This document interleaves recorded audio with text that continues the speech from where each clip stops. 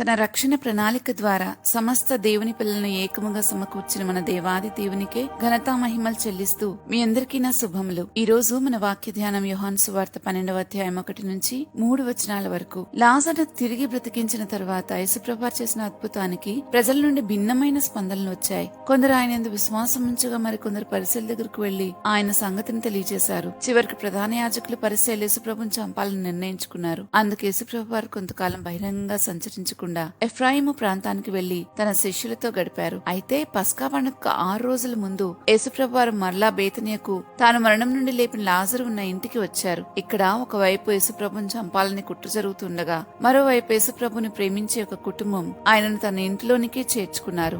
లాజరు ఒకప్పుడు సమాధిలో ఉన్నాడు. ఇప్పుడైతే యేసుప్రభుతో కలిసి భోజనపు పళ్ళ దగ్గర కూర్చున్నాడు. ఈ సందర్భంలో మార్త తన పరిచర్య ద్వారా మరియ తన త్యాగపూర్వకమైన ప్రేమ ద్వారా మన ప్రభువుని గణపరిచే సంగతులను మనం ఈనాటి ధ్యానంలో ధ్యానించబోతున్నాం. ఈ మొదటి 3 వచనాలు చూసినట్లయితే మొదటి వచనంలో, కాబట్టి యేసు తాను మృతులలో నుండి లేపిన లాజరు ఉన్న బేతనియకు పస్కా పండుగకు 6 దినములు ముందుగా వచ్చును. అక్కడ వారు ఆయనకు విందు చేసిరి. 2వ వచనంలో, మార్త ఉపచారం చేసెను, లాజరు ఆయనతో కూడా భోజనకు కూర్చున్న వారిలో ఒకడు. 3వ వచనం చూస్తే, అప్పుడు మరియ మిక్కిలి విలువగల అచ్చచట మాంసి అత్తరు 1 సేరున్నర ఎత్తు తీసుకుని యేసు పాదములకు పూసి తన తల వెంట్రుకలతో ఆయన పాదములు తుడిచెను. ఇల్లు ఆ అత్తరు వాసనతో నిండెను అని చదువుతాం. ఈ వచనాలను మనం ధ్యానించబోతున్నాం. శ్రద్ధగా ఆలకిద్దాం. పస్కా పండుగకు 6 రోజుల ముందు యేసుప్రభు వారు బేతనియకు వచ్చారు. యెరూషలేంలోనికి ప్రవేశించి తన శిలువ మరణాన్ని ఎదుర్కొనే సమయం సమీపించిందని ఆయనకు తెలుసు. తండ్రి నిర్ణయించిన సమయాన్ని ఎరిగిన ప్రభువు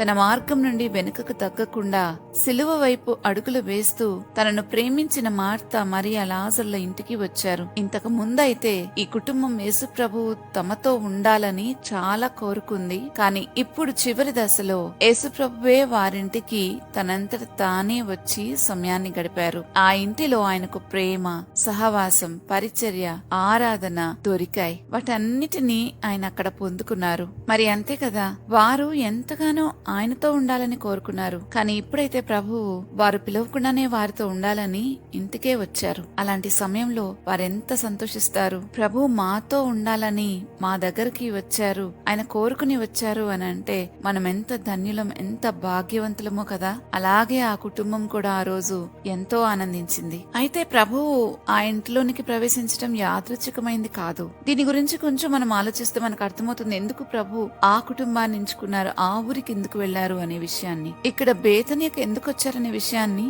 ఈ 12వ అధ్యాయం సందర్భంలో చూస్తే ఇది ఆయన యెరూషలేము ప్రవేశానికి ముందు జరిగిన ముఖ్యమైన ఘట్టమని మనకు అర్థమవుతుంది. బేతనియ యెరూషలేముకు సుమారు 15 స్టేడియాలు అంటే దాదాపు 3 కిలోమీటర్ల దూరంలో ఉన్న గ్రామం అని రాయబడింది. పస్కా పండుగకు 6 రోజుల ముందు యేసుప్రభు వారు బేతనియకు వచ్చి లాజరు, మార్త, మరియలతో సహవాసం చేశారు. మరుసటి రోజు ఆయన యెరూషలేములోనికి ప్రవేశించాల్సి ఉంది. అక్కడికి బయలుదేరాలి. ఆ యెరూషలేము ప్రవేశం కూడా రాయబడిన విధంగా జరగాలి. ఈ ప్రవేశము యాదృచ్ఛికమైంది కాదు. పాత నిబంధనలో జకర్యా 9:9లో చెప్పబడిన ప్రకారం నీ రాజు గాడిదను గాడిద పిల్లను ఎక్కి వచ్చుచున్నాడు అనే ప్రవచనం నెరవేరే విధంగా యేసుప్రభు వారు యెరూషలేములోనికి ప్రవేశించాలి. అందుకే మత్తయి సువార్త 21వ అధ్యాయం 1 నుంచి 3 వచనాలు చూసినట్లయితే దాని ప్రకారం ఆయన బేత్పేగే సమీపానికి వచ్చినప్పుడు తన శిష్యులను ఎదురుగా ఉన్న గ్రామానికి పంపి కట్టబడి ఉన్న గాడిదను దానితో కూడా గాడిద పిల్లను తీసుకురమ్మని చెప్పారు. బేతనియ, బేత్పేగే రెండు యెరూషలేముకు తూర్పు వైపున ఒలీవ కొండ పరిసర ప్రాంతాల్లో ఉన్న దగ్గర ప్రదేశాలు.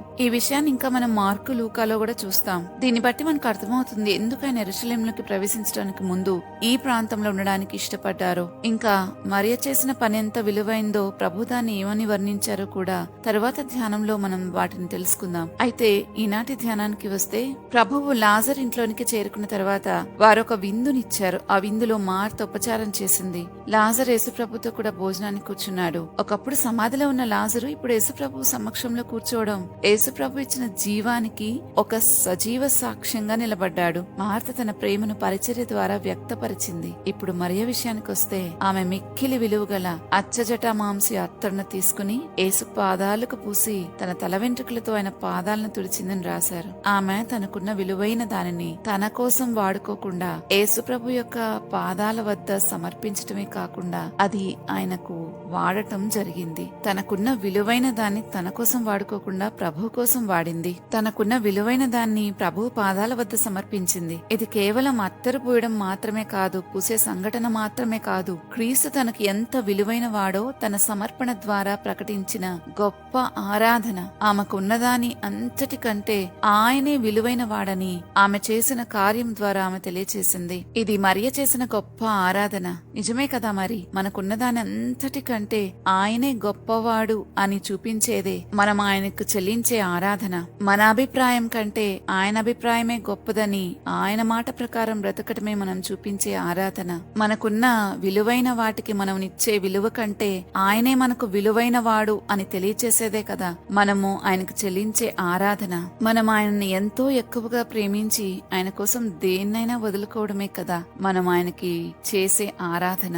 ఇవన్నీ చేసి ఆయనను కీర్తించినప్పుడు, ఆయన ఎదుట నిలబడి కీర్తనలు పాడినప్పుడు మన ఆరాధన ఆత్మతో సత్యంతో జరిగినట్లే. ఇవేవి చేయకుండా వెళ్లి 2 పాటలు పాడి వస్తే, ఎవరో ఆరాధిస్తుంటే మనం ఏకీభవించి ఇమోషనల్ గా అటాచ్ అయిపోతే అది ఆరాధించినట్లు కాదు. ఈ విషయాన్ని మనం గమనించాలి. యేసుప్రభు వారు బోధను శ్రద్ధగా వినటానికి ఆయన పాదాల దగ్గర విడవకుండా కూర్చుని ఆయన బోధ విని ఆయనను తెలుసుకుని ఆయన ఎంతో ప్రేమించి ఈ రీతిగా తన ఆరాధనను ప్రభువుకు వ్యక్తపరుచుకుంది. ఈనాడు ఆయన బోధ వింటున్న మనం ఆయనను ఎలా ప్రేమిస్తున్నామో ఒకసారి మనల్ని గురించి మనం పరీక్షించుకోవాలి. ఇక్కడ మరొక ముఖ్యమైన విషయం ఏంటంటే, ఆ అత్తరు వాసనతో ఇల్లు నిండిపోయింది. యేసు ప్రభు పాదాల వద్ద కుమ్మరించిన అతరు ఆమె దగ్గరే ఉండిపోలేదు, దాని పరిమళం ఇల్లంతా వ్యాపించింది. అలాగే నిజమైన ఆరాధన కూడా మన హృదయంలో మాత్రమే ఉండిపోకుండా మన జీవితం ద్వారా మన కుటుంబాన్ని, మన పరిచర్యను, మన చుట్టూ ఉన్న వారిని ఎంతో ప్రభావితం చేస్తుందని నేను నమ్ముతాను. అందువల్ల